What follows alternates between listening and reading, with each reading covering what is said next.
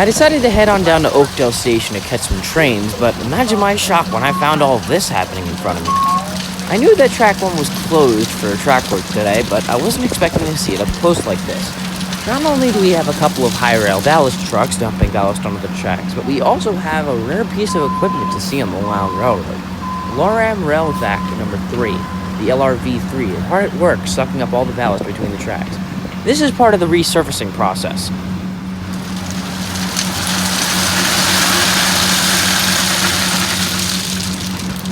These high-rail ballast trucks will follow the path of the rail vacuum and replace all the ballast that has been sucked up. But why don't we go take a look at the rail vac in action? Now keep in mind, I've never seen this piece of equipment before and I have never researched it, so this is my approximate guess on how it works. The ballast in between the tracks is sucked up by the vacuum tube at the front and sent into the engine compartment for cleaning processing. I think. Again, I don't know 100% how this works. The ballast is then sent to the back of the engine compartment where it's dumped onto a conveyor belt to be sent to the storage hoppers. The conveyor belt is moving at a decent clip to keep up with how powerful the vacuum is in the front.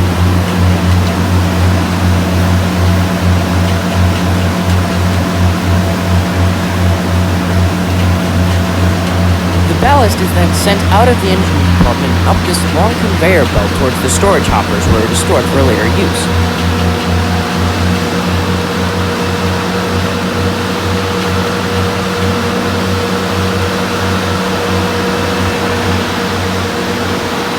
Now also what I imagine is as this first hopper gets too full, it activates the trapdoor, which starts the other conveyor belt, which sends the rest of the gravel into the second storage hopper. Also, this is the first caboose that I've ever seen in actual operation, so that was pretty cool too.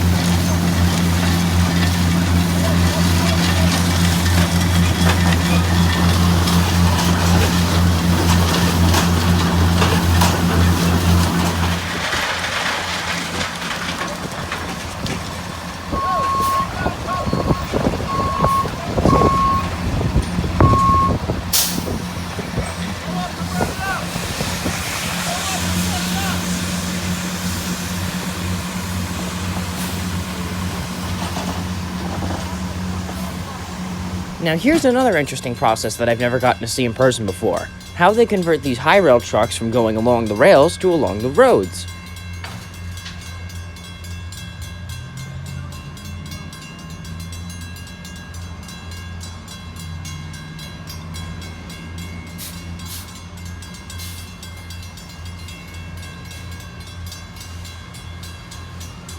As the truck turns to make its way back onto the road, we can see a worker going towards the signal box. He's in charge of making sure that the high rails have enough time to get back and forth from the tracks onto the road and vice versa.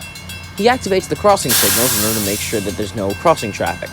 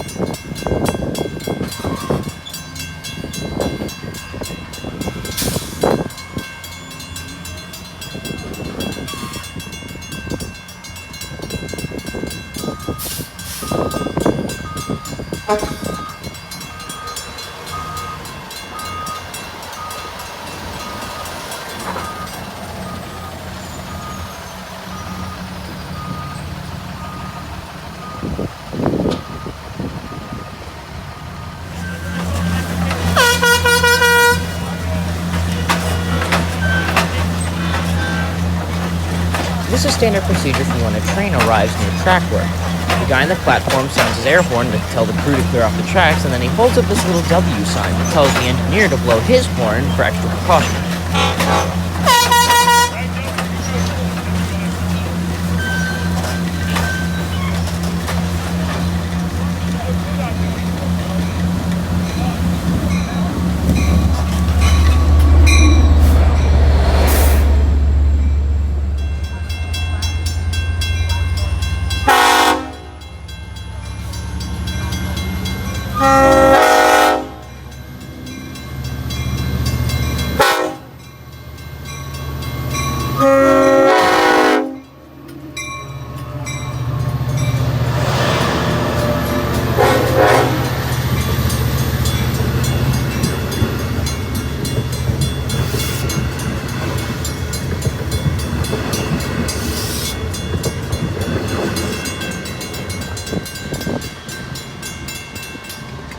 423 was supposed to be pushing on train 2709 back to Jamaica from Montauk, but the coolant line burst on its way out of Montauk and was sent into emergency. The train then had to be towed all the way back to Jamaica storage, which then messed up all the rotations later that night. Now, normally this wouldn't lead to anything interesting, but this I could not miss. Local train 2782 from Babylon to Patchogue, utilizing one of the 8-car-long, 2-engine dual-mode sets that's used on rush-hour Penn Station trains.